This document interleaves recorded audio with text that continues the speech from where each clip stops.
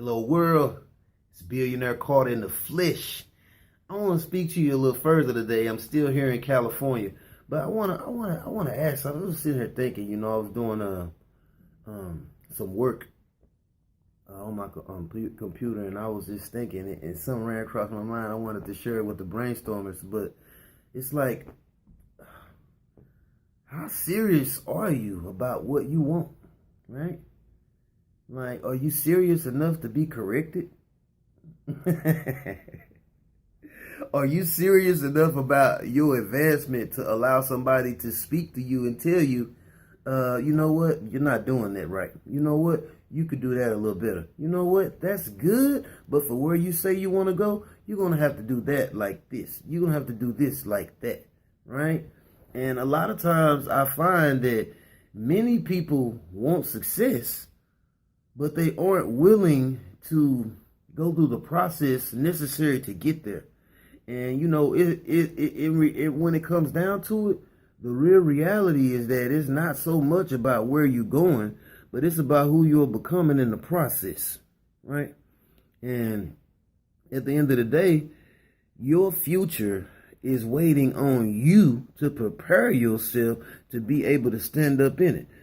Because for many of us, my thinking 15 years ago would not be conducive for where I'm walking today without the adjustments that were made, And it's like this.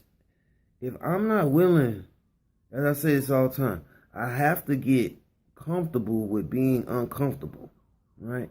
I have to move myself into a position to where it's not about what I think or how I feel. It's about what I need to do to be effective. What do I need to do to position myself that nothing is standing in my way or stopping me from moving fully into those things that I desire, right? And I want to say to you that, maybe there's nothing wrong with the way you speak necessarily, but maybe you could make some adjustments to improve. Maybe there's nothing wrong with the way you dress, but for where you're going, it may not hurt to make adjustments and understand that it's a difference in being fake as opposed to setting yourself up to flow with the environment that you're in, And a lot of times making adjustment doesn't take anything away from who you are. It actually positions you to go further. So I want to challenge yourself. Be open to constructive criticism. Now, don't confuse me. I'm not talking about the naysayers, that, speaking against you and trying to find every reason to put you down, trying to find every reason to make you feel like you aren't who you say you are and you're not able to do the things that you confess that you could do. I'm not talking about those people. I'm talking about the people that genuinely get the billionaire Carters of your life, that are speaking to the billionaire brainstormer on the inside of you. Embrace that, because you might not, if you have a real coach, a real mentor, you're not always going to like what they say, because it's going to require you to change. It's going to require you to improve yourself. It's going to require you to tap over into those thoughts that may just need to be eliminated, to tap over into those spirits that you may just need to deliver yourself from. And at the end of the day, those hard places, those cobwebs, if you will, that we need to dig out are a lot of times what's keeping us from maximizing the potential that we know we have, but we can't quite understand why we're not walking in it. It's Billionaire Caught in the Flesh. I want you to operate with your boss thoughts. Stand up. And you don't have to be Billionaire Carter. You can be who you are in your own right, because there's a billionaire mindset inside of you. But what are you going to do to maximize it? It's an old saying to say, are you going to talk about it or be about it? It's Billionaire Caught in the Flesh. BillionaireCarter.com. We'll talk to you soon. Hello world. It's Billionaire Caught in the Flesh. I wanted to put something else on y'all mind. In my favorite book, it's a story about a great teacher, who asked the question, who do men say that I am? Right? And I want to ask you to ask yourself that question, who do men say that you are? Right? Think about that for a second. All right? What do your circumstance say about you? What does your past say about you? Okay? And I want to put something on your mind. We're billionaire brainstormers, right?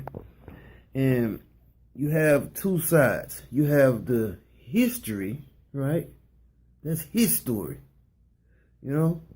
That's what your past said about you. That's what your mistakes have said about you. That's what your disappointments and your failures have said about you. History, his story. That negative confession, that adversary that wants to stand against you and prophesy your destruction. History, his story, right?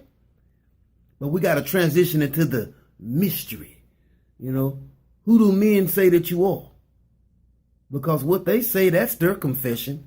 But I want to challenge you to begin to establish your own confession. Tap over into the mystery of who you are.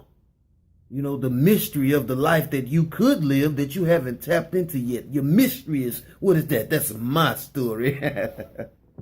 You got to love it. And I'm talking to you about your story, the story that's created based on you tapping into your potential, based on you tapping into your ability. See, my vision will not be complete until I see others actually walking in the same level of favor and prosperity that I walk in myself, and I'm not done yet. I just got started. So, we'll talk. I'll talk to you more about that in the future, but I want you to transition past his story, and I want you to take ownership of your story, the mystery, my story, right? Because it's what we say about ourselves that matters. Because what we confessing out of our mouths, as I say all the time, we're going to begin to take those types of actions. And the words that we speaking are direct results of the thoughts that we're thinking, right? So let's take some ownership. And his story does not have to be your reality, right? I want you to say, I can tell my story. It's Billionaire Called in the Flesh. It's billionairecarter.com. It's the apostle of entrepreneurship. And we're going to break those shallow grounds of your life and help you to move, where you desire to be. But guess what? You're going to have to be in the driver's seat. It's Billionaire Carter in the Flesh. billionairecarter.com. We'll speak with you soon. Hello, world. It's Billionaire Carter in the Flesh. I'm sitting here thinking, and I wanted to share it with you all. A lot of times you feel like when you're in your early stages and you're going through your challenges and going through your changes and training and you're really not being paid, and you really don't see any physical manifestation from the effort you're putting in. But I thought about it today because it was like 40 powerful speakers, and we it was a competition, and it's like an all-star game. And so, it does something for your confidence, or it does something for mine, to be in the presence of, other individuals who do what I do, and, be able to stand out, even amongst those who are great. And how do you do that? As a billionaire brainstormer, how do you position yourself to stand out amongst those who stand out? How do you stand out among the standouts? And what I'm talking about is that I submit to you that it's about what you're doing in those dark times, what you're doing for many of you right now, and a lot of your quote unquote payment, it comes later on. I had won some cash prize and won some training materials, and guess what? Those training materials that I won, as I listen to those trainings and use them to better myself and strengthen myself, I'm positioning, I position myself to actually benefit. That's part of the payment, that from all of those times when I didn't have anything to show for what I was doing other than, the good feeling on the inside of me seeing myself advancing and choosing to take ownership of my tomorrow. But it's like, be patient with yourself, and give yourself time to grow. Give yourself time to develop. You may be inspired by billionaire Carter, but understand that billionaire Carter didn't, get to where he is in a microwave popcorn type of way, as I like to say. It was a slow roast process. You know what I mean? I didn't fly on the jet. I had to ride on the bicycle. If you will. And that's not to say you do things to slow yourself down or hinder yourself. And we definitely want to move fast. If you get rich before you're 50 years old, guess what? You got rich quick, because most people are working to 50, 60, 70 plus years old and having to start over because they don't have enough to live on. Okay? So if you get rich before, 50 or 60, guess what? You did it fast. So, it's focus on your journey, focus on where you going, right?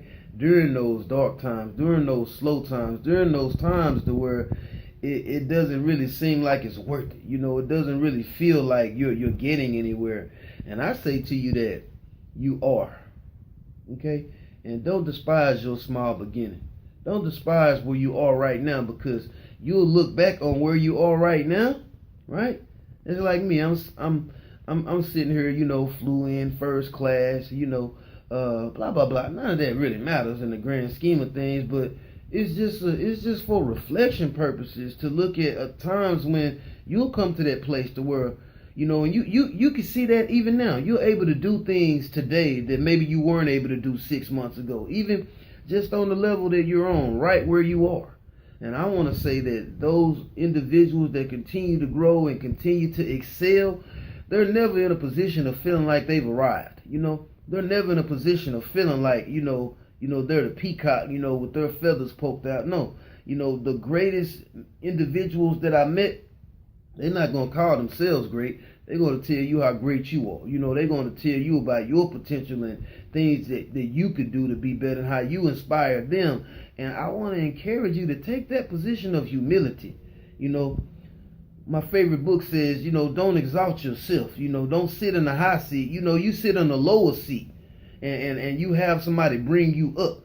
And we had votes, and on my table, I actually won the vote, but the vote counter, she made a mistake. And I know that I won, but I didn't stand up and start arguing my position. I didn't stand up and start saying, hey, this and that. I just kept quiet.